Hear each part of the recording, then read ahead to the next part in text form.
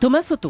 L'euro est-il trop fort pour nous? Les très mauvais chiffres du commerce extérieur vendredi ont relancé le débat. Bonjour Nicolas Barré. Bonjour Thomas. Une fois de plus, c'est le ministre du redressement productif, Arnaud Montebourg, qui met les pieds dans le plat. Est-ce qu'il a raison? Alors oui, l'euro est sensiblement surévalué et il est frustrant de voir de grands concurrents industriels comme les États-Unis, le Royaume-Uni, le Japon dévaluer leur monnaie pour retrouver de la compétitivité. C'est d'autant plus frustrant d'ailleurs, Thomas, que l'euro fort pénalise des secteurs dans lesquels nous occupons des positions clés au niveau mondial, comme l'aéronautique, le luxe, les vins et spiritueux, etc. Des secteurs qui fournissent des emplois haut de gamme, bien payés, que nous avons absolument intérêt à garder chez nous. Donc il faut que l'euro baisse. Alors ce serait une bonne chose. En effet, une étude du Conseil d'analyse économique qui est placée auprès du Premier ministre vient de montrer qu'une baisse de 10% de l'euro permettrait de gagner 1% de croissance, ce qui n'est pas rien, c'est au mieux ce qui nous attend cette année.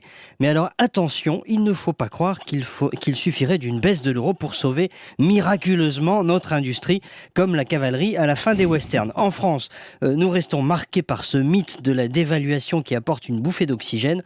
Or, le problème, malheureusement, est plus profond. Mais encore. Eh bien, la France est coincée en quelque sorte en sandwich entre l'Allemagne et les pays d'Europe du Sud, comme l'Espagne, qui sont redevenus beaucoup plus compétitifs depuis la crise, car ils ont réformé leur marché du travail, augmenté aussi la durée du travail, souvent pour le même salaire, renoncé à des avantages acquis, etc., etc. Or, pendant ce temps, la France a perdu du temps. Nous n'avons pas fait assez d'efforts pour monter en gamme.